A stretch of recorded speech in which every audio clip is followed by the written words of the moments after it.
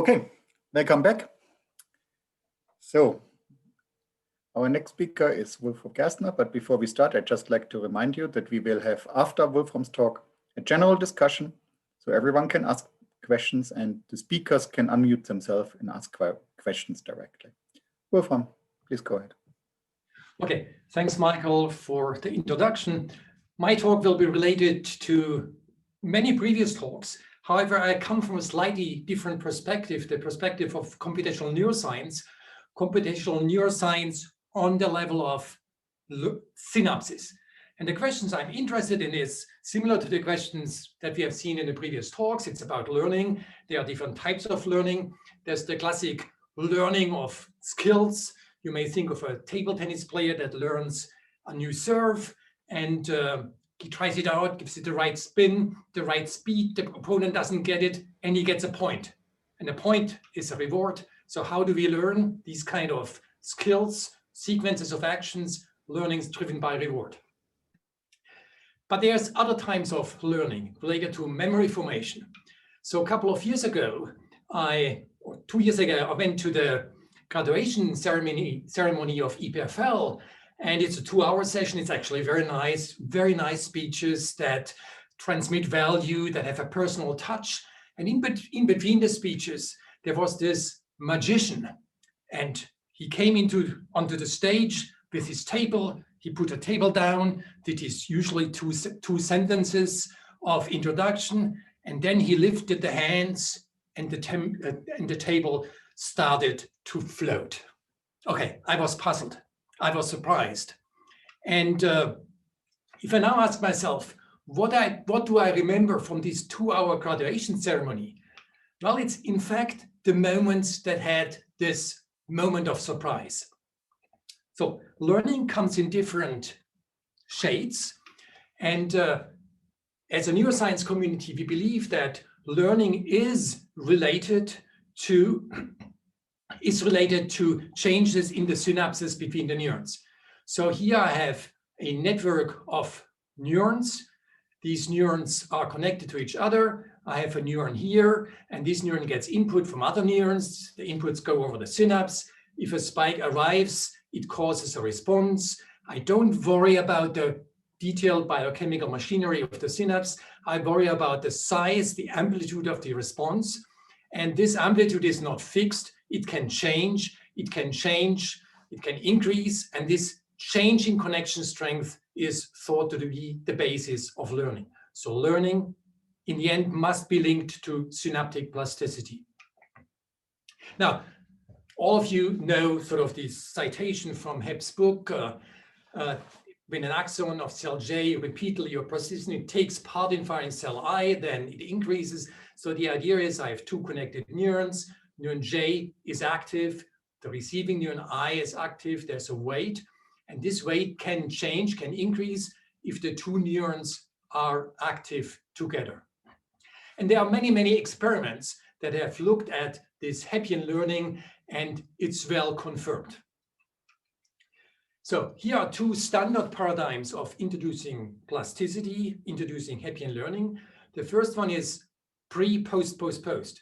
So the presynaptic neuron sends over spikes, the postsynaptic neuron gets active, it's STDP or burst timing dependent plasticity, and it's Hebbian because it only depends on the activity of those two neurons, and it only affects the green synapse and not the red one that comes in from another neuron that's not active. Now, activity in the form of spike is not necessary. It's also sufficient if this neuron is above baseline, it's depolarized. So there are many, many different forms of Hebbian plasticity. And now I'm a theoretician, and as a theoretician, I try to formulate this in terms of learning rules. And it's not just me, it's the whole field of computational neuroscience. And so, for example, here's a learning rule. We say, well, this connection from neuron J to neuron I changes by some Hebbian condition. And now the Hebbian learning rule is essentially a local learning rule. And that means it only can depend on things that are available at the location of the synapse. Well, the synapse knows its own weight. it sees the presynaptic spikes arriving, it senses the postsynaptic activity. So this is a very general framework. Often people say, I use the Hebbian learning rule. For me, it doesn't make a lot of sense. There's not one Hebbian learning rule. Hebbian learning is a framework for a large class of local learning rules. So pre here can stand for spike arrival at the synapse, or you can think of the amount of glutamate bound to the postsynaptic receptor. Now post can stand for the backpropagating action potential, so actual spikes arriving at the synapse, going backwards, or just a voltage at the location of the synapse, or some low-pass filter trace of the voltage, a slower trace, calcium, some other second messenger. Now, it's a very general framework. And now I'm telling you, it's not sufficient to explain what we see out there in the experiments, and it's not sufficient to explain learning. What you need is a third factor, and that very relates to many of the previous talks, because this third factor is a neuromodulator. So you can combine pre, post, post, post, like in the first paradigm, and then you can give a neuromodulator pulse, potentially with a delay. And that third factor, this neuromodulator, is needed for learning. And this has been hypothesized by people already 50 years ago or 55 years ago. And only recently experiments came out along those lines. And here's one of these experiments. It's pre, post, post, post, repeated several times. So total stimulation is just 1 second. It's just one word of my speech, and then it's over. And then you give the dopamine pulse, potentially with a delay of 1 second, and then you get an increase. Well, if it's overlapping, it's actually better, but a delay is possible. Delay in the range of 1 or 2 seconds. This was in striatum. Striatum is thought to be linked to action selection, sort of choosing an action plan. Something very similar happens in cortex. And here is pre, post, post, post. And then with some delay, you give norepinephrine. And you see that even if you give a norepinephrine pulse with a delay of 5 seconds, it still gives an effect. You can do post, post, post, pre and give serotonin. And even with a delay of 2 or 3 seconds, it still gives a strong effect. So neuromodulator can be a short pulse, which may come at the same time, but it may also come with a delay of 1 or 5 seconds. And so now we are out of the framework of Hebbian learning, but somehow the Hebb rule should still be there, should still be in that framework. So I have my factors as before, and then I say, but the weight change can also depend on this third factor. And how can I do that? Well, let's do it the following way. We say pre and post together, and the weight, that's my standard Hebbian rule. But now this coactivity of pre and post is not changing the synapse. It's just setting a flag. So it sets a flag. This flag is called eligibility trace, and it will decay on a time scale of 1 second or 2 seconds, unless a confirmation signal comes, unless the neuromodulator comes. And the neuromodulator in reward-based paradigms is the success signal, reward minus expected reward, for example, the TD error. And then if this neuromodulator comes in within the time when the flag is still around, when the eligibility trace is around, then you get the actual weight change. And then the synapse is stronger. So now, why is that important? Why is that delay interesting? Suppose I have a mouse in a T-maze, and the mouse moves forward, and it gets to this location here. At this location, it decides to turn to the right. At this location, a subset of cells will go active, subset of cells in the hippocampus, the place cells. And then because it chooses to go right, a subset of neurons in, say, striatum, where the action plan is decided, are also active. Now, in standard Hebbian learning, what would happen is that you would say, okay, I have co-activation of pre and post. So this synapse is strengthened. But that's actually not what you want, because that means the next time the rat is here, it becomes even more likely that it would turn right. Now, let's apply our three-factor rule. The way it works is now that we say, okay, pre and post is active together. This sets a flag. And after some time, this flag is around, the eligibility trace is around, but after some time it disappears. So this is a sort of synaptic memory of pre-post coincidences of this Hebbian condition, which just lasts for a few seconds. Okay, and then it's gone. Now, at a later trial, the rat may come back to the same location, but now it decides to turn left, and there it finds this nice Swiss cheese. It's a reward, and now the flag is set here between pre and post, but now the success signal comes, and this synapse is actually strengthened. Okay, so two remarks. The neuromodulator, and that was mentioned in basically all the talks so far, would be in that case dopamine, signal, reward, and success. It's all this very influential, important work of Wolfram Schultz and colleagues. And now if you think about it, and if you open the book of Sutton and Bartow, and you look at this kind of architecture, and you ask, well, can I map TD learning onto this kind of three-factor rule? Or can I map SARSA onto this kind of three-factor rule? Or can I map policy gradients onto this kind of three-factor rule? And the answer is 3 times yes, and yes, and yes. So in this architecture, you can basically map all the different important algorithms, the textbook algorithms, onto a three-factor learning rule. One additional remark. Why is it interesting to have this delay of a few seconds? Well, you see it here. Well, you have to take a couple of steps before you get the cheese. Or you may think of a little baby lying in the cradle and trying to reach an interesting object. And the first time it's sort of not reaching the object. Second time it's not reaching the object. And finally it reaches the object. So if you think of these elementary movements, the elementary movements are basically in the range of 1 second. If the eligibility trace would be 50 seconds, then it would be way too long because you would average over all these false movements. So having an eligibility trace over the range of 1 second or a few seconds is just the right time scale to learn action sequences. And here's an example. This is now an example of not a T-maze, something slightly more complicated. These are walls. The green spot here is the target. And we have place cells. So each cell looks down to a region of the environment. But they have many place cells. They have overlapping fields of sensitivity, overlapping place fields.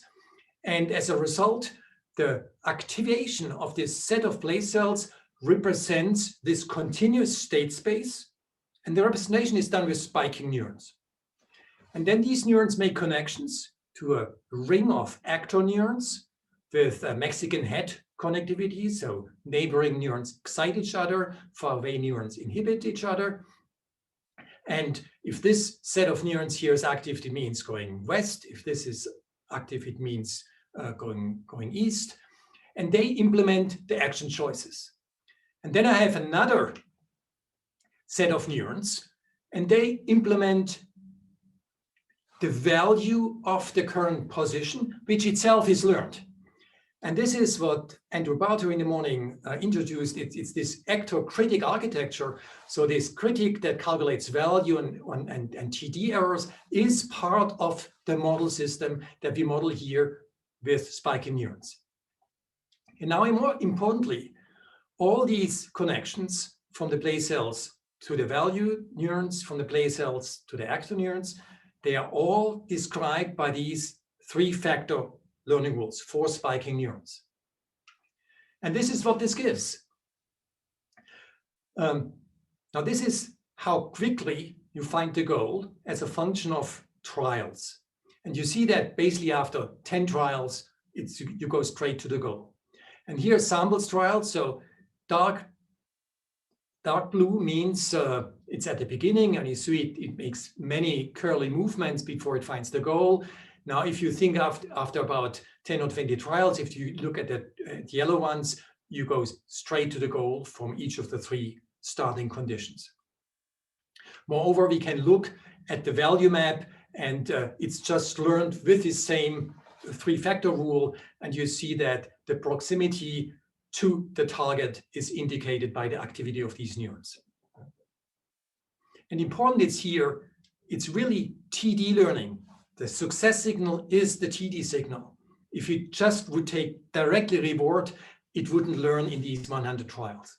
So TD learning in this actor-critic framework makes it fast, and that's very well known. And it's really a 3-factor rule now implemented here with spiky neurons at the level of plausible synapses. So let me sum up this part. So the 3-factor rule, again, it's not one rule, it's a framework. The two local factors are the Hebbian conditions that picks the connection by identifying the pre- and postsynaptic neurons. And then there's one global factor. Global, I mean in the sense of it's the same for many neurons. I'm not saying that all synapses get exactly the same signal. That wouldn't even be true.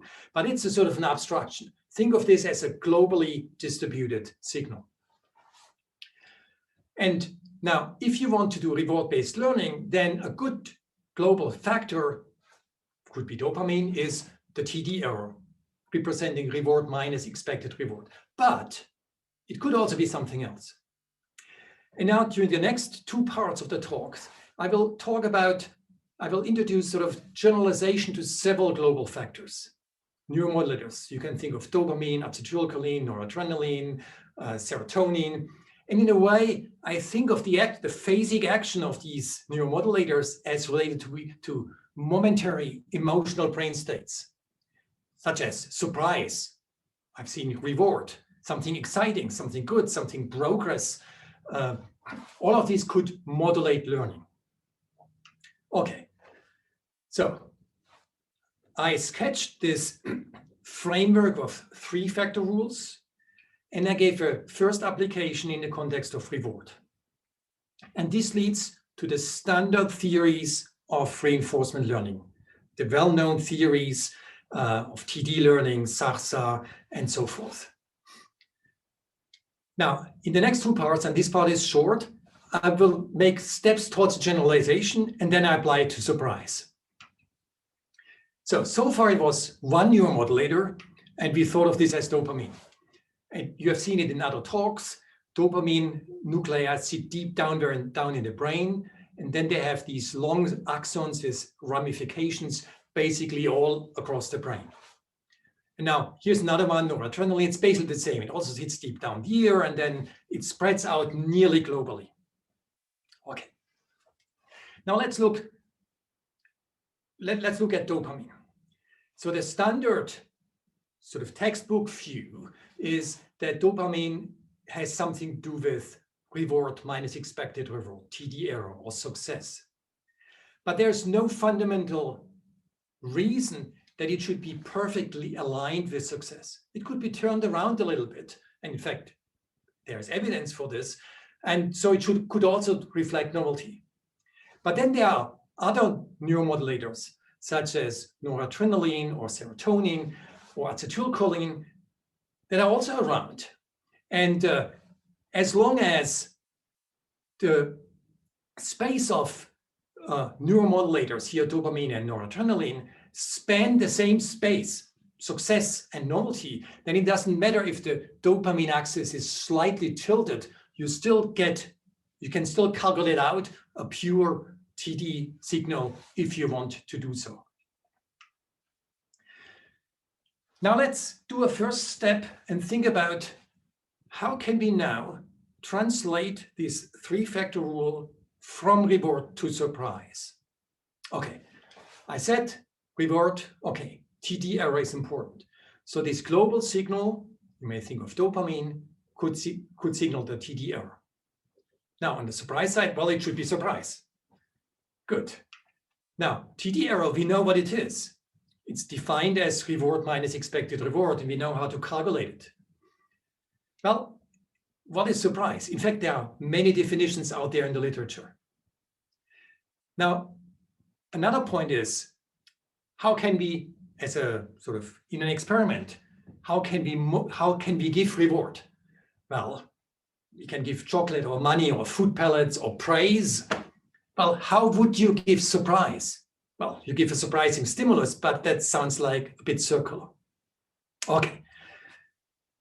Let's now look in more detail at sort of useful notions of surprise in the context of three-factor rules.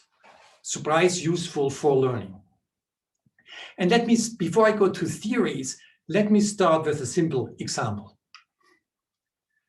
So up here in the right-hand corner, you see a fractal image. And now I will turn this fractal image into a video. It's just a sequence of images, and I want you to enjoy this little video. Oops.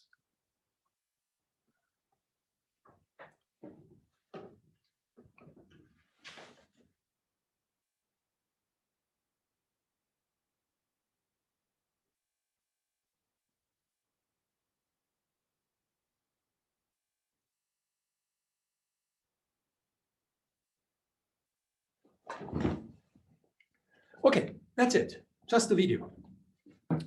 Now, when I do this with a live audience, I usually ask, during that video, have you been surprised at some point? And then people raise their hand. Yeah? And then I ask, well, tell me when you have been surprised. Was it at image number 3, counting from the beginning? Or was it more like image number 3, counting from the end? And then people say, actually, it was image number 3, counting from the end. Okay. Now, why is that? Because image number 3 was novel. It was just as novel as the image a few from the end. But one was surprising and the other one was not. Now, we had heard this before in several talks. Surprise is not about novelty. Surprise is against expectations. Expectations that arise from your current belief. If you didn't like the video, please look now at this. Think of the images as numbers and look at the numbers that appear here. Okay, that was basically what you saw in the video. So there are different images, and suppose you have 20 images or so. I gave them numbers, and we go 397, 397, and suddenly 394. And that's where you are surprised.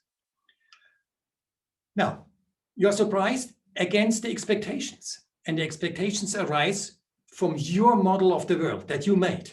I didn't tell you anything about this. I just said, watch the image. There was no task. Watch the video. And now the thing is, and it relates to what Etienne told us before. So in a way, we always make models, but the world is so complex. So in some way, we also have to take into account that we know that our models are not perfect. And then the claim is that surprise enables us to adapt the models. So now the hypothesis for the following is that surprise boosts plasticity in the sense of a third factor, or in the sense of an increased learning rate, as Eliana has mentioned. And just one remark, because many of the talks in this workshop are related to reward.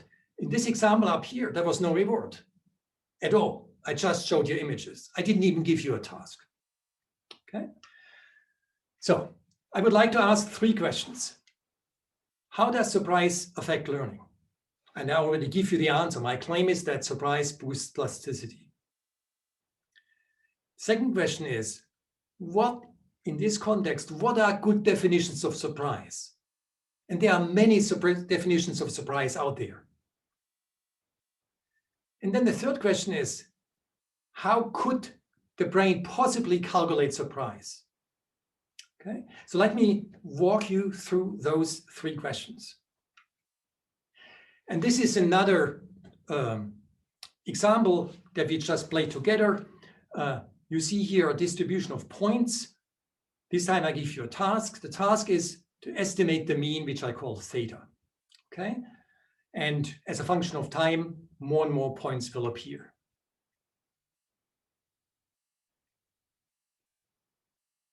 Okay, so you did that. Now, I didn't tell you, but it was, of course, a volatile environment. There are abrupt changes that occur with small probability.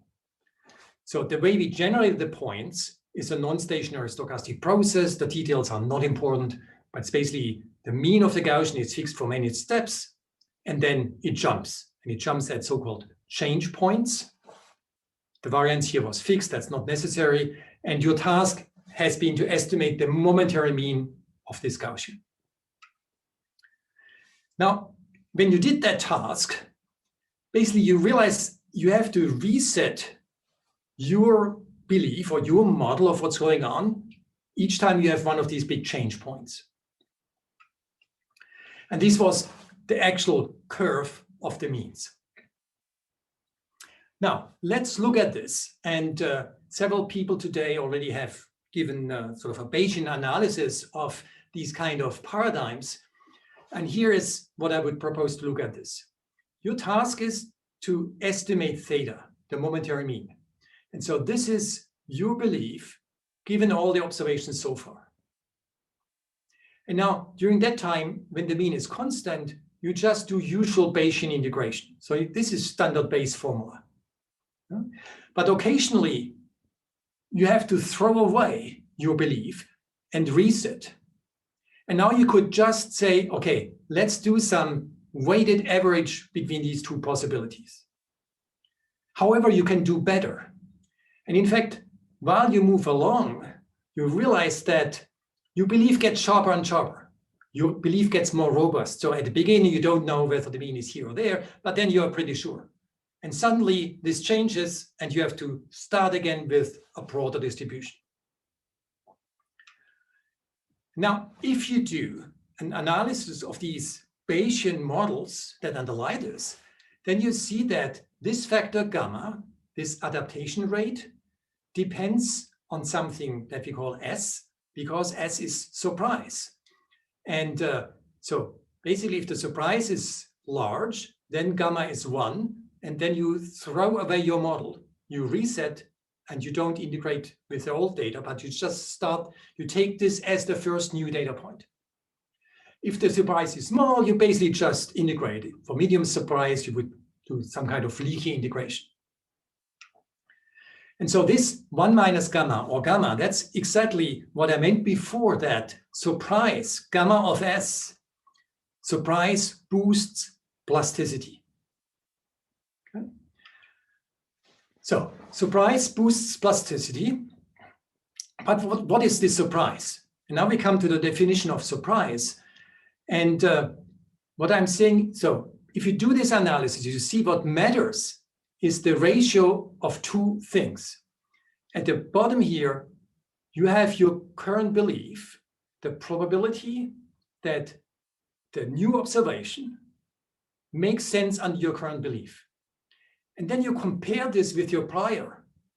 And the prior you say, well, I knew that data would appear somewhere, and that also gives me a certain probability.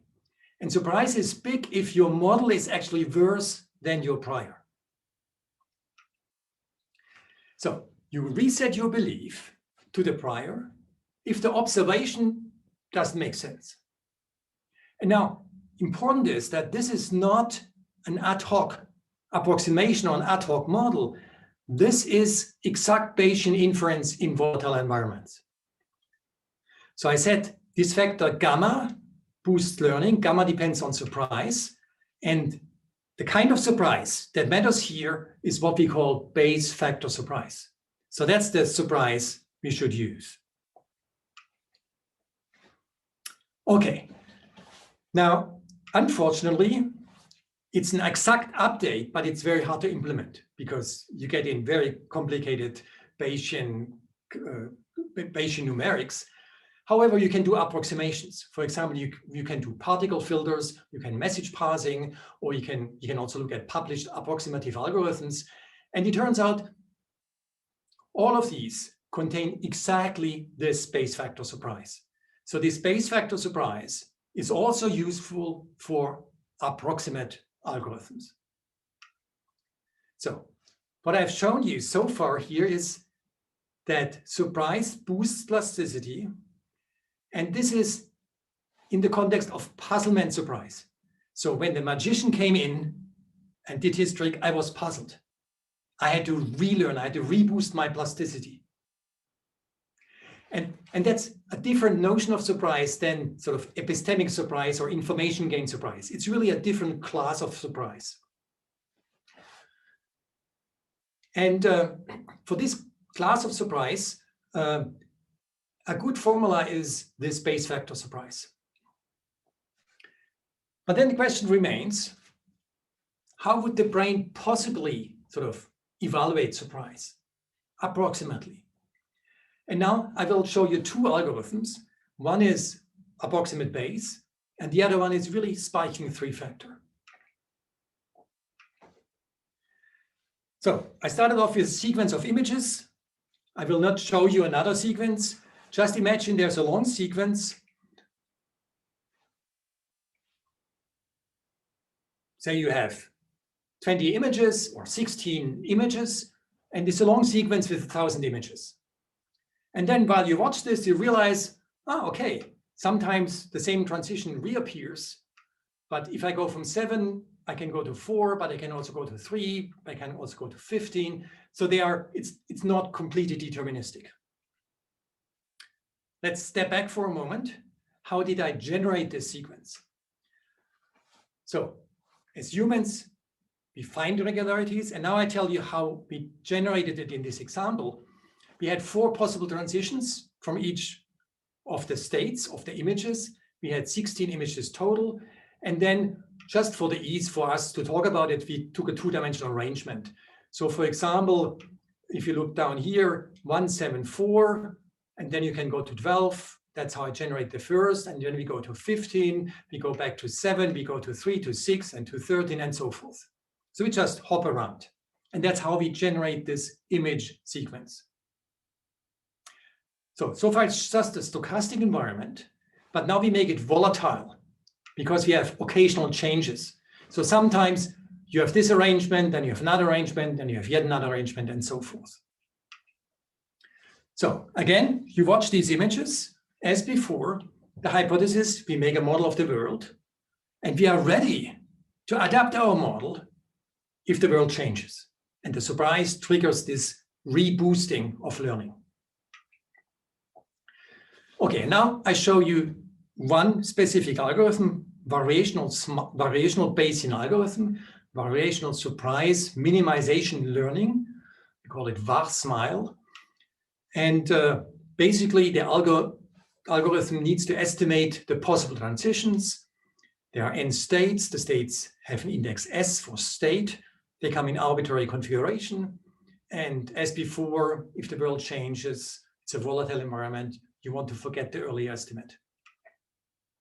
So how would you recognize that the world changes? Well, you look at the space factor surprise. What you need to compare is the prior with your model of this transition probability. Okay, but how do we get this transition probability? We have to estimate the model of the world, and we can do this with a forgetful count of transitions. So here's my count at time t+1. I go from S to S prime, and it's the previous count, and I add 1, and it's a bit leaky. There's this gamma of S. I add 1 only if this is my starting state, else I don't do it, else it's just the same. Okay, so, and this probabilities that I use here for my surprise, they are just these counts normalized, and that's another normalization factor. Epsilon reflects the stochasticity, n is the number of states. And this is a systematic approximate Bayes algorithm of doing this. And you see that it contains these boosting by surprise factor. It just appears again in this algorithm. So this is the situation in which we now tested. I explained it before. And what we find is that this var-smile algorithm is nearly as good as optimal Bayesian change point detection. Now, what is the error I measure here? The error is I compare the matrix that I've at a given moment out of my algorithm. I compare it with the ground truth transition matrix. So far, so good. This algorithm seems like a good approximate algorithm, but the question remains, is it biologically plausible? Well, for me, since this is the corner where I come from, biologically plausible in terms of learning rule means that I can map it to the surprise-triggered learning. Now, look at this update rule. Well, I see here this modulation or this boosting of plasticity by surprise. That's not bad. So in a hand-waving way, I could say, surprise, well, boost plasticity, that could be done by my neuromodulator, the third factor. And then in this count, I have to estimate a model, forgetful count of transition. Well, that could be stored in a synapses. So it's a Hebbian learning in the end, but with a third factor. But that was hand waving. Now let's try to do this, to implement this. So I want this three-factor rule. The way we do it is we implement these state transitions by saying the previous state is still in a buffer. The momentary state is the current observation. Observations are represented by spiking neurons. So these neurons around number 80 are very active in state number 13. In the buffer, it's the previous state, the first few neurons, and then they converge here, and one goes excitatory, one goes inhibitory. And the idea is that we use a learning rule that achieves excitation inhibition balance, EI balance. Okay? But then in a stationary environment, this could be achieved. But I have these occasional switches between one configuration and the other. The world is volatile. And this will show up as an EI mismatch. And I just read out the summed activity. And this is my third factor, which then goes back as a neuromodulator in the three-factor learning rule. And so this is gray here. It's the activity of the spiking neurons. You see it's active. Then it's one of the change points. It gets more active. And here the red is the error with the three-factor rule. And if I don't have the modulation, if I just have a constant rate of adaptation of this Hebbian learning rule, then it wouldn't go down at all. Okay?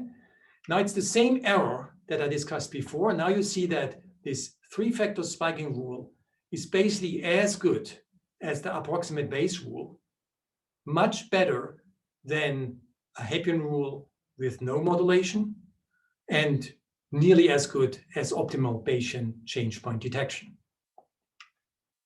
So, yes, the surprise calculation can be implemented in a spiking network, and I can use this framework of three-factor rules to implement this boost of plasticity and rapidly readapt to a new model of the world.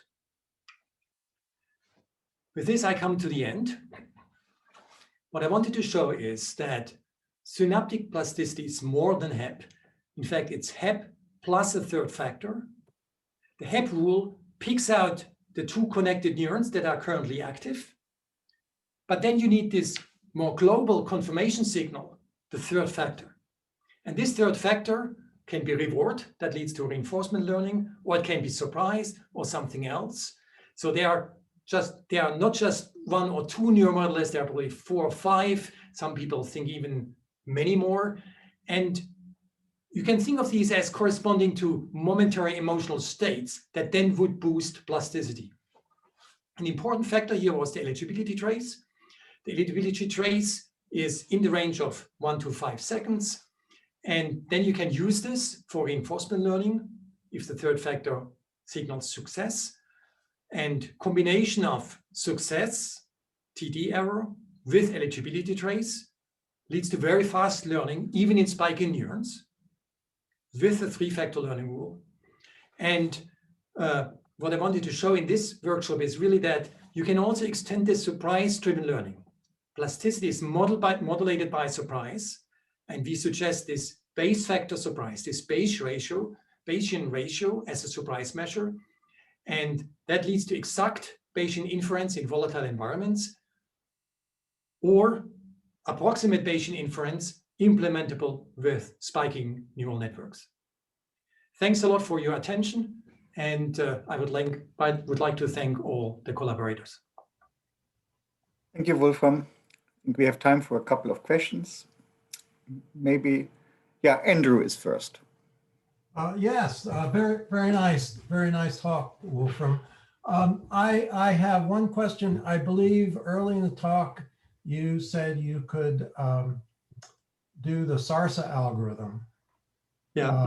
With the three-factor learning rule, and I've always found that difficult because you need two actions for that and a maximum operation. And so have you solved that problem? Can you implement SARSA in a biologically plausible way with a three-factor rule? Yes, I think so. Let's go. So the best. I just want to go back to the play cells and stuff. Oops, sorry.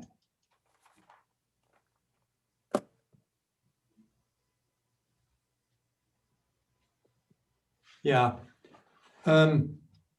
So I mentioned that you can map different versions. Now, whether something works well or does not work well so this is the version that works best. So you see here that we have actor neurons that they have this center surround connectivity. And so this selects the winning actor. And now if you don't do the actor critic structure, if you just do standard SARSA, you would only have the actor. And then indeed, you are right that I have to distinguish sort of the activity of the neurons. So basically the way I imagine this, or the way we did this, we copied the actor in two levels. One is that keeps the Q values estimations as analog values. And then one layer above is where you actually take the decision. Wow. That sort of cheats around the problem you mentioned. So do you have that in a paper? Could you send me the reference if you've written about that? I'm interested in that. Very nice, very nice. That's a challenge, I think, to implement that. Andy, it works much better in this actor critic structure that you proposed many years ago. Okay. So that's basically why I now only show this, right?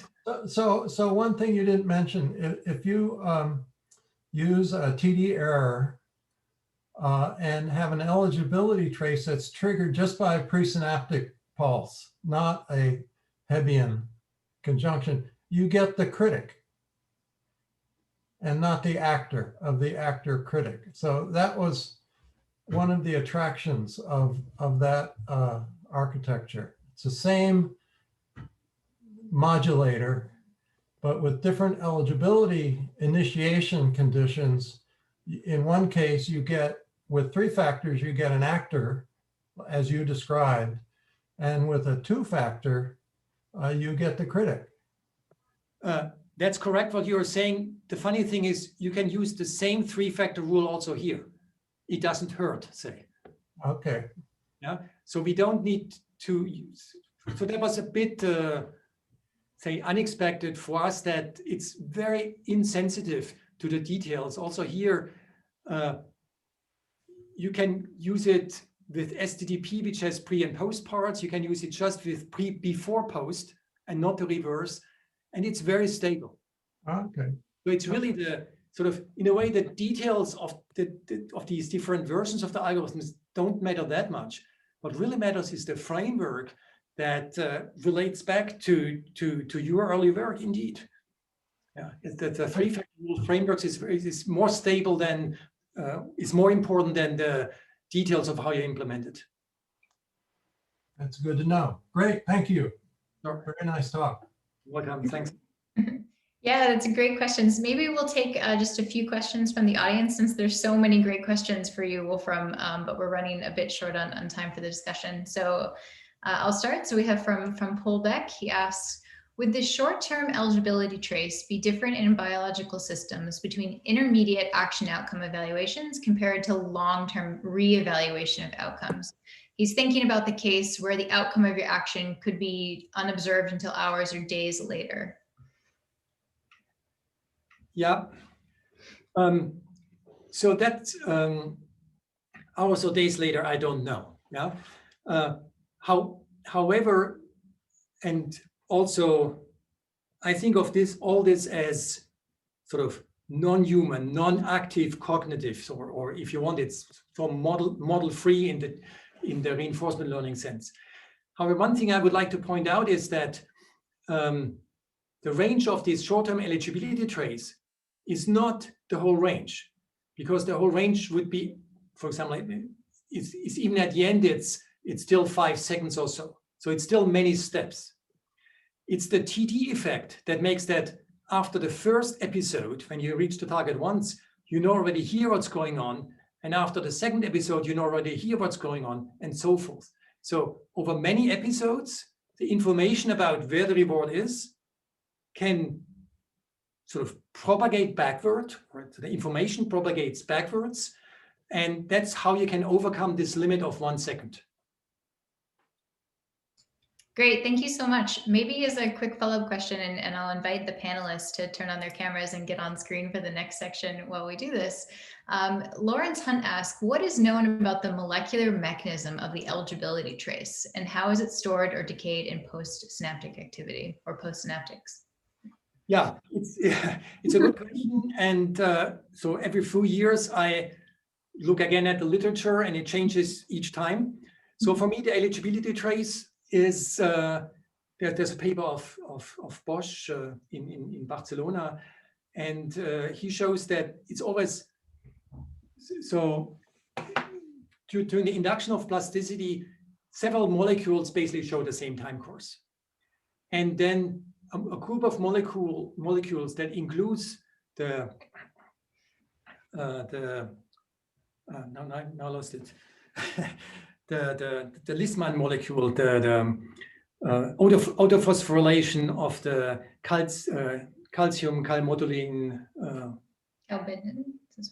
Yeah, calcium. Yeah, sort of. This has the right time scale. Mm. But it's not saying that this is the molecule, but that's the best evidence for the moment. So it sounds like a good research question for those young students out there, right? So maybe we can now open the discussion for all the speakers, and amongst the speakers, and maybe I give the word to Mark. Maybe you can unmute yourself. Yeah, Mark. Still haven't figured out how to do this properly. So great talk, Wulfram. This is really fascinating. I actually also have a question about eligibility traces. In sort of computational reinforcement learning, we'd use that term to describe the sequence or collection of algorithms, the TD lambda algorithms. And in that case, the lambda parameter allows you to effectively do credit assignment further back in time. Lambda 0 would be the TD rule. So why, what's the connection here? Is there a connection? Could we use the same idea, but now do credit assignment in multiple time scales by the same rule? Yeah, sort of the decay.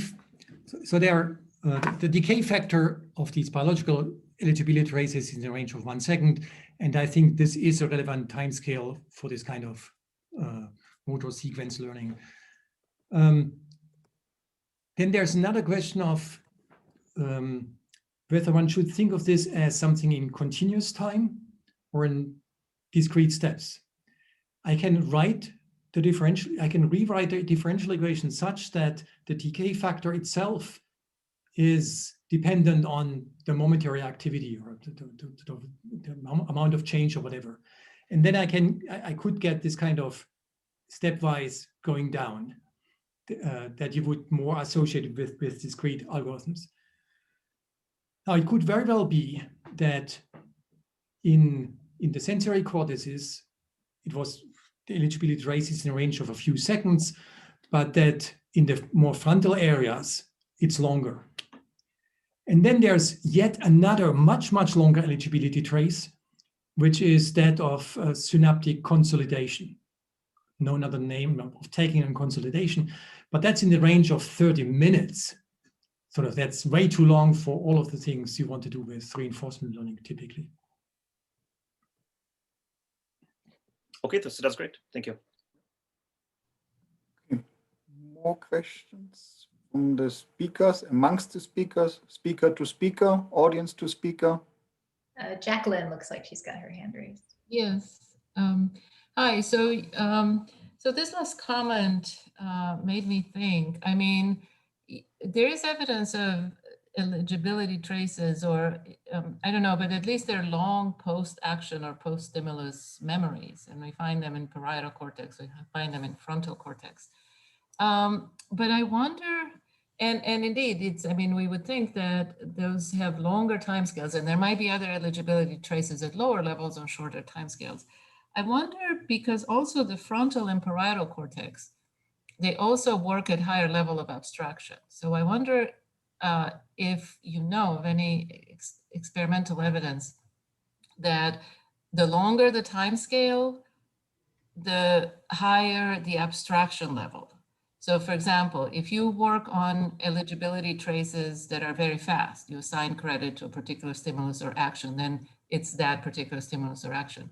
But if you start talking about traces on longer timescales, do you then learn about categories, or do you learn about the next higher level hierarchical level? You know, do you know? And in general, when I was thinking about these, I didn't find a lot of empirical data about eligibility traces. Actually, I wonder, it's funny that I ask you guys if you know about empirical data, but it just, yeah, I wonder, you might know more than I do on this. No, it's, so the concept of eligibility traces has been around for 55 years or more, and the data only came out very, very recently. And I think it's also a nice insight that sort of how long it can take for theoretical concepts to diffuse slowly into experimental communities, and at the same time, some of the experimental techniques were also not ready 30 years ago. That's also clear. Right. It wouldn't be that hard to look at them, at this phenomena with standard techniques that we have. It's just that I think that we don't know as experimentalists, I mean, what exactly would you look for? So what is the criterion for some signal to be an eligibility trace, empirically speaking? For me, but this is also where Andy and others may have an opinion. So the eligibility trace that I prefer is the one that is synaptic. It's the one that would pick up the pre-post coincidences, and therefore is more specific than just activity of the postsynaptic neuron. Mm-hmm. So, and that's why these experiments that came out 5 years are so exciting, because they really do pre-post, which identify one connection, and then they give the third factor, and they give it in a phasic fashion. Mm-hmm. Now, if you say the memories are sort of, there are other forms of sort of for me, eligibility trace is a short-lasting form of synaptic memory. But there, of course, there are other after effects, visual after effects that are present in the activity of the neurons. Mm-hmm. They would be less specific. Yeah? Mm-hmm. And then I have also a comment to your fact, is it time scale or is it abstraction level, and in higher areas, what is connected by these eligibility traces and by these learning rules is whatever is represented in the two neurons that are connected. Mm-hmm. So if your presynaptic neuron is already in a very high up area and represents abstract concepts, then this rule would indeed connect abstract concepts with each other. Okay. So may I add something? So a very long interval, for example, in taste aversion conditioning, which could be days.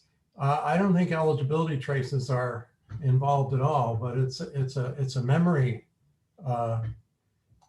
a memory system that's implemented differently. I don't think eligibility traces do all of what's necessary to deal with these time delays.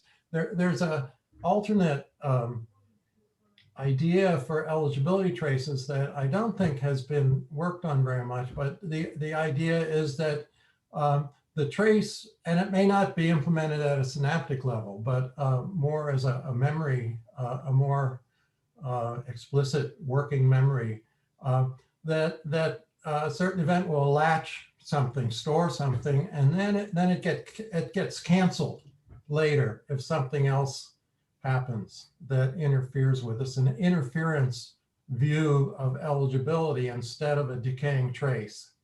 And that memory could last a long time.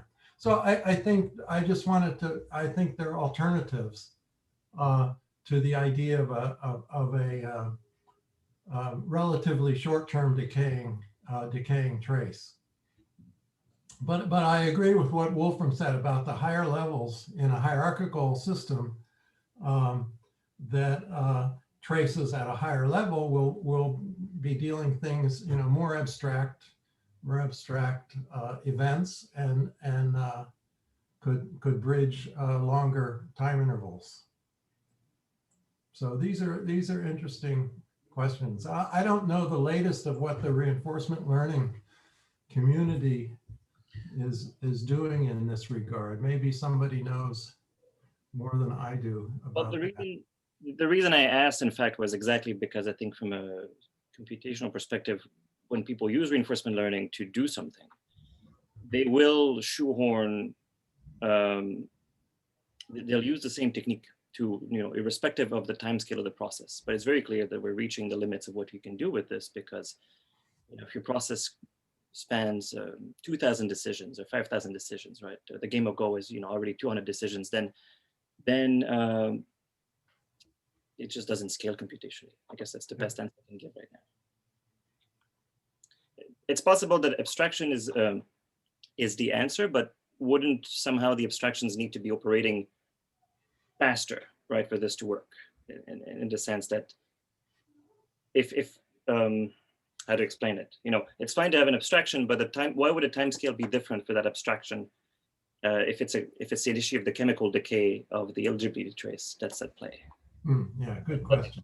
Not sure. Did I turn myself off? No, I'm still okay. It's totally fine, Andrew. We're happy for the commentary. Maybe just to shift a little bit back to a few audience members had one last question, and maybe a nice pivot. So Wolfram, Meming Park was asking, how is actually the surprise Bayes factor computed within the spiky neural network? And so a few participants had sort of similar questions. We'll just go with that one. Okay, the surprise factor in the spiking network is heuristic. It's the momentary activity of a network that is supposed to be balanced in where excitation and inhibition normally balance. And balance is only possible if you receive stimuli with the statistics that you are familiar with. This is basically, this whole idea has a very strong link to the predictive coding framework. And this one here is a very specific implementation. We know how we can achieve EI balance by a suitable Hebbian learning rule that's sort of self-stabilizing the activity at low levels. And then we just look at momentary activity in this supposedly EI balanced network. And that mismatch is the surprise. And that back gives sort of then a saturating curve of this surprise is the third factor.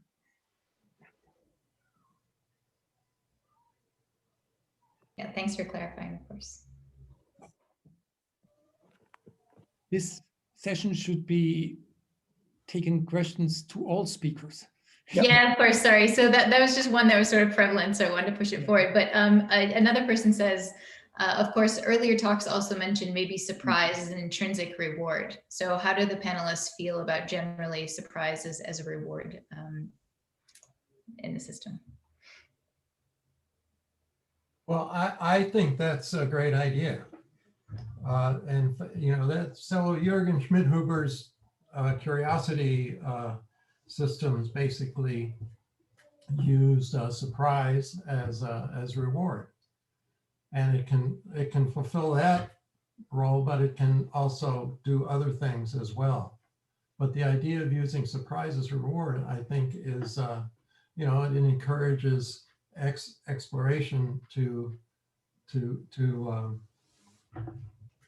learn more about what has generated the surprise. So there's work that takes that approach, and I think it makes a lot of sense. And in fact, if I can jump in, Andy, this will be the topic of my talk tomorrow morning. So Great. I'll show you some more tomorrow. If you know, it's 8 a.m. tomorrow. Wonderful. It's 2 p.m. Lausanne time. If I can add to that, so what you just said actually made me think, what would actually be the valuable signal, the surprise itself, or the reduction of surprise? Maybe Mark, you're going to talk about that tomorrow as well. That's right. So can you explain the difference to me when you say reductional? You mean, what do you mean? Yeah, so the idea of purely from a valence perspective. So a surprising event, is it rewarding, like a reward would be, or the fact that you manage to reduce surprise or reduction of uncertainty, and that's the computational quantity that you want to minimize? I see. That's a very good question. So I think actually from Jürgen's work and from here, Woodier's work, I think that's the way you're thinking, right? We know that you know, sort of pure frequency or probability is not the key to using surprise to drive behavior in that respect. We really need to look at the difference in probability before and after the event, which implies that you have to have some model that assigns probability to these events. What I'm actually going to talk about tomorrow is a refinement of that idea, that what we realize is, you know, my specialty is to deal with fairly large systems from a sort of size perspective. So for example, I'll talk about video games tomorrow where the input is a 40,000 pixel image. And then if you talk about probability, every image is new. You've never seen the same image twice. And if you actually try to assign a probability to this, they're effectively zero, right? If we took this to the limit of continuity, it'd be zero. So then there's a computational question that's quite different. That's more computational maybe, but that idea of reduction and uncertainty seems to make sense in that frame. Maybe I can also add something here. I think the word surprise is used in many different senses in the community. And so what I focused on today was what I like to call puzzlement surprise. It's completely passive. You sit there and then you are surprised. So it's not about curiosity driving exploration. And this puzzlement surprise that boosts learning should be fast and should be before I know whether it's good or bad or something. And then yeah, and Andy mentioned the Schmidhuber surprise, which is really compression surprise. That is a completely different idea because that's sort of epistemic. So how much have I better understood by having seen this? And for me, that comes later. For me, it's really two different things. And I a couple of years ago, in fact, after the first time I gave a talk about surprise from my perspective, then somebody came up and said, I should read this book about jokes. So I read this book about jokes called Inside Jokes.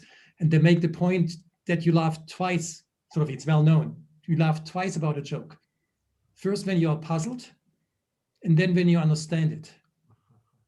So it's sort of these two moments of surprise, the puzzlement surprise and the epistemic advance of your understanding. I think in this respect, was there a response to Wolfram? No. I wanted to add something that as also Eliana asked that whether there is this surprise that can be considered as the motive or change in surprise. I think it depends on which surprise we use. As Wolfram said, if we use this Bayesian measure of surprise, it is similar to a change in the puzzlement surprise, as Schmidhuber also called it information gain. But something that I found more interesting is one recent work of Gottlieb Lab that they show we need more than one of these intrinsic motives to explain human behavior. So we have some combination of all of these measures, and many of these recent works show that in different situations, people are using different motives for exploration and different measures of surprise. And for me, the question is that which one should we use and how should we combine these many different dimensions of intrinsic motivations to make one reward function? As Andrew Barto today in the morning discussed about, they say that evolution tries to find the best reward function, but I'm not sure if there is one scalar value reward function. There can be different reward function and can be time dependent. And for me, the question is that how we can determine based on the circumstances that which reward function we should choose. I think that's a very good point. Am I on? No, yes. I mentioned in my talk that picture that shows a scalar reward signal is an abstraction. And in reality, there could be many of those coming from different processes that are analyzing different aspects of experience. But funneling into a TD algorithm would produce one TD error could be formed on the basis of a whole vector of reward signals. So it may be that the reward prediction error is kind of a end process that unites a variety of reward signals. I think in our book we say that this R that we use in reinforcement learning, that you wouldn't expect to record that anywhere in the brain. It's an abstraction.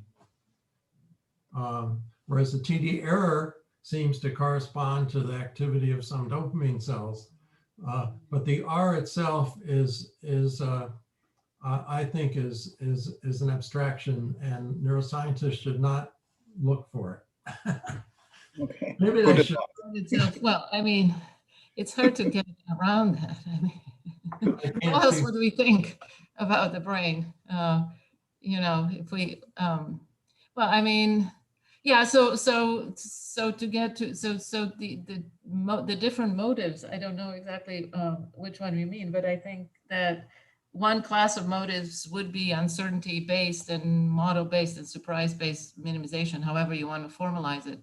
But I guess the other big class of motives would just be related to the desire to feel good, pretty much. Again, it depends how you want to formalize this, but this is the finding that people have, that is that animals seek to have redundant, they engage with redundant signals that are not informative as far as we can tell, but are just signal good outcomes.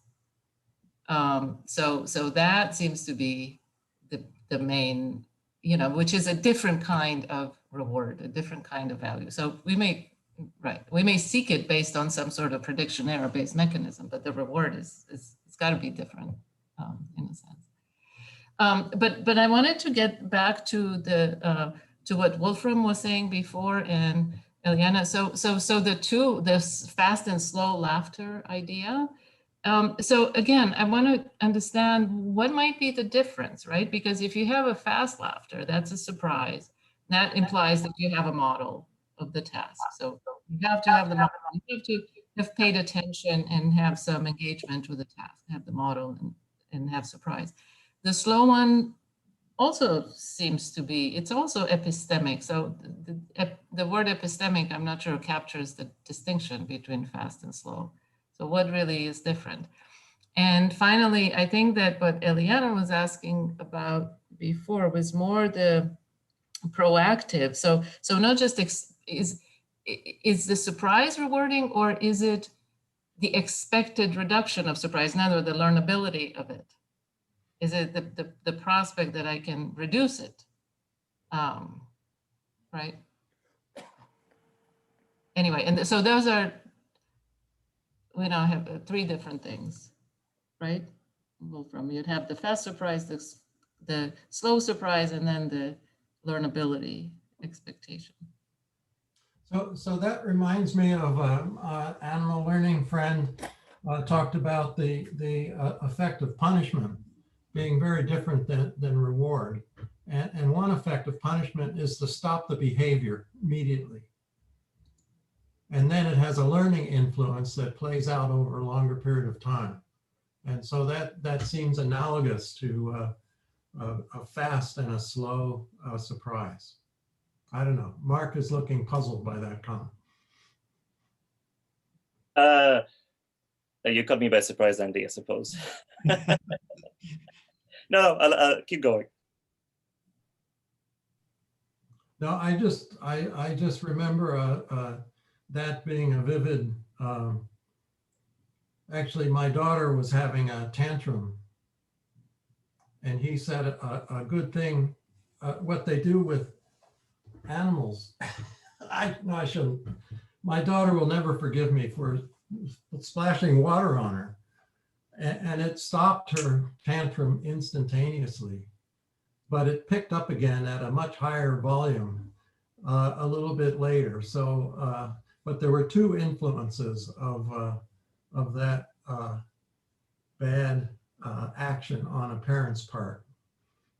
It's the last time I ever tried that. She no longer has tantrums, though, that I know about.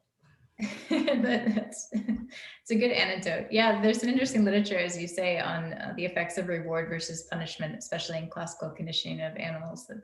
That's quite interesting in terms of how serotonin and dopamine differentially respond to some of these things. Yeah, and in the computational RL framework, we tend not to, we don't make a punishment appetitive or aversive conditioning difference, but there is one. And the challenge is, what's the computational benefit of that? Mm. And I think there are certainly benefits, but typically RL systems, at least the common ones, don't worry about that fact of animal learning. Mm. Maybe I'll interject. Oh, sorry. I was just going to say, maybe we could interject one more audience member question. Well, if that's all right. I think Eliana has a good, Eliana would quickly respond to this. No, sure, please go ahead. Sorry. Yeah, because that made me think of something that I often thought about for threat, for example, and the fact that there may be a sort of salience issue. So it may be that when the consequence, the outcome is particularly strong or particularly threatening, then there is all of a sudden an external boost that could come from a more effective system, more amygdala or insula related, that gives like a multiplicatory tag to the value of this outcome, right? So not just making it good or bad, but making it really bad because it's even life-threatening. And indeed, if we look at fear conditioning stuff, then we have one-shot learning kind of paradigms, right? While typically with reward, it takes ages to train people to develop habits, for example. So yeah, I kind of have this intuition that it's not necessarily a completely different system, but there are ways to give these really strong tags when it's a life or death situation, for example, when it's evolutionarily really adaptively really necessary for survival.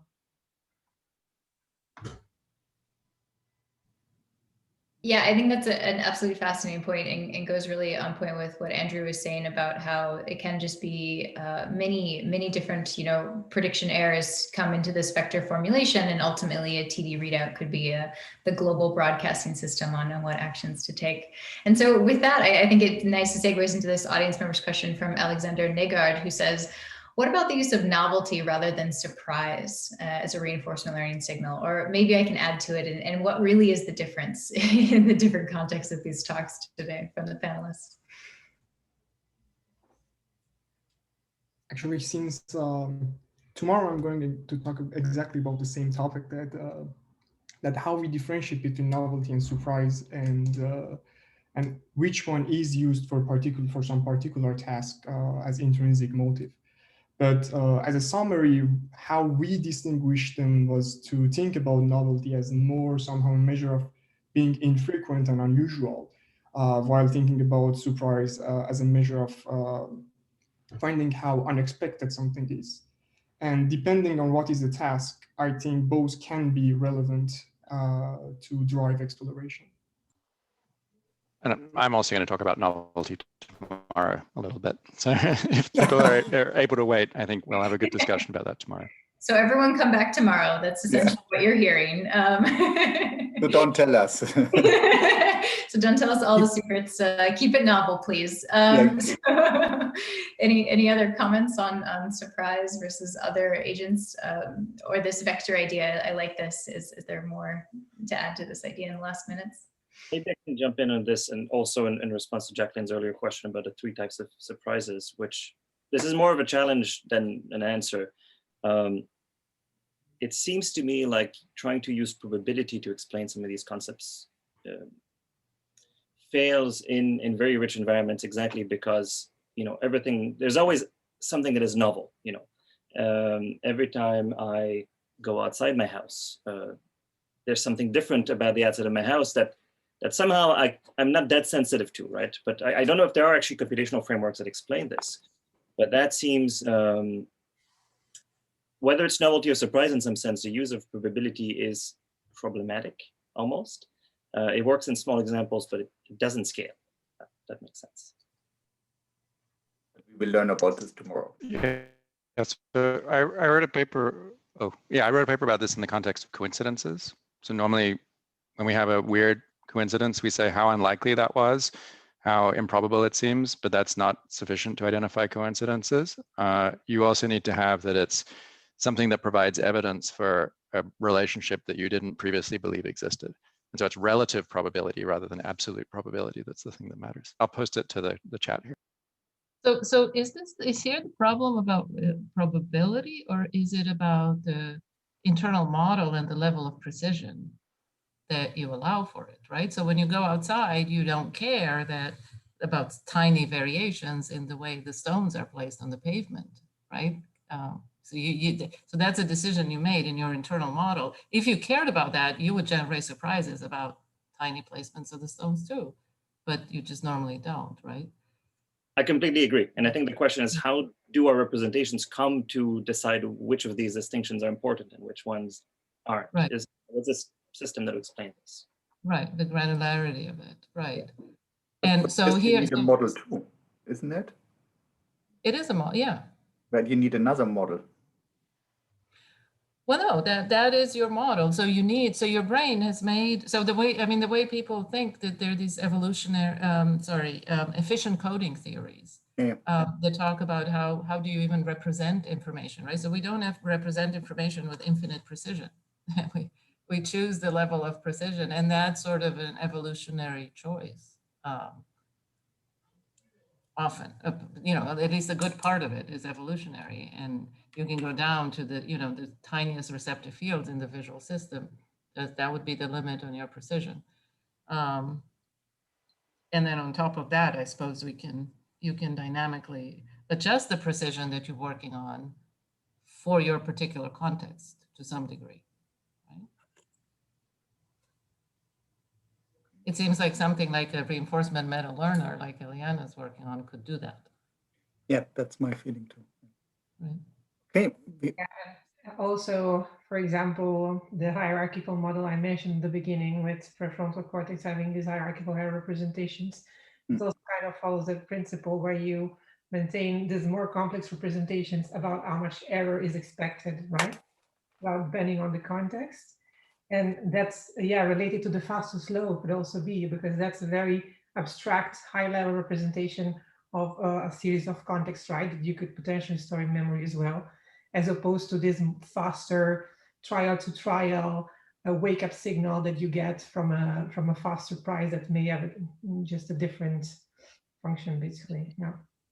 Yeah, and I'm sorry that I missed half of Etienne's talk, but it seems to me that you were talking about Weber scaling of neural noise. I wonder if that, I mean, sorry, maybe I'm completely off here, but I wonder if that's a mechanism for just deciding just how much noise is okay to live with. Yes, this is more or less what I was saying, that there are residual noise because it's useful to have residual noise. And especially if this noise has some structure which vary with the Bayesian surprise. But the Weber law tells you that you actually don't need to compute the Bayesian surprise. It comes from free if you assume simply that neurons update their representation with some noise that scale with the magnitude of change. And it's a way to implement Bayesian surprise without computing it, actually. Can I say something? Go on, Anil. Sorry. Because when you say the difference in error, how much P is changed, the way I think that Etienne Baldi present Bayesian surprise, they don't necessarily talk about KL divergence between the new belief and the old belief. They talk about a measure, a distance between old and new belief. And in this way, the delta P that you compute is a Bayesian surprise. Because it's the difference between the posterior belief and the old belief. And in that sense, you are in some sense computing this Bayesian surprise and scale the noise in the model by this measure of surprise. Yeah, the model is computing, but the idea is that the model, of course, computes the Bayesian surprise. But the conceptual idea is that if you assume that if one neuron, let us say one neuron, fire at one level and then shift to fire at another level, then there will be some noise adding that just scale with the magnitude of change, of firing rate change. And so conceptually, it's not computed. It's simply some. I mean, it's a very basic. Noise. I would say noise mechanisms, but there is no noise mechanism. It's simply that it's conceptually it's just how the brain works, in the sense that there are some imprecision, and these imprecisions increase when you change more your representation. So conceptually, it's a bit different. Of course, in the model, it's computed. Because in model, we assume computation to just run the model. But that's why I think it's what we found is that if you remove the stochastic part of this Weber noise model and you just assume that the entropy of posterior belief is scaled with the Bayesian surprise without this kind of intrinsic stochasticity, then you fit the human data not as good as with the stochastic component. So I think the idea is that really that there is some noise here that which is very helpful. I think we approaching the end of the day. We started with Andrew Bartu, father or grandfather of the field. Andrew, do you want to tell us something broad and some last words of today that we can all take home? Ah, Okay, that's a little bit surprising right now. I'm sorry for I'm this. surprised, yes. Yeah. Well, Potentially a bad surprise, I'm sorry. So it's punishment and surprise in some combination. so some colleagues of mine have questioned the notion of Bayesian surprise, saying that it's really not an appropriate measure of surprise. For example, if you toss a die, you have a prior that's uniform over all the possibilities, and a number 4 comes up. It would be a surprise from a Bayesian point of view, but it's not surprising at all. One of them is going to come up, but the prior gets, the probability of that occurrence increases when it's not surprising. So there are issues with a lot of definitions of surprise. Anyway, that's I don't have any great insight at this time of day, but I've enjoyed all the talks. It's a really interesting workshop, and I'm learning a lot from everybody. So that's a nice transition. So stay tuned. Let's see what comes tomorrow. And I think we might learn more about this, about novelty and surprise, and see what's really new.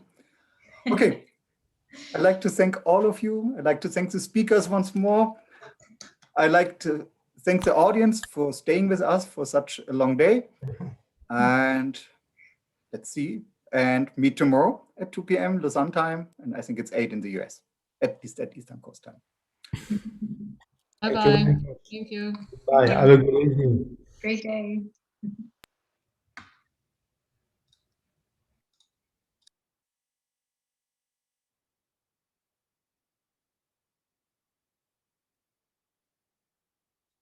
People in the, okay.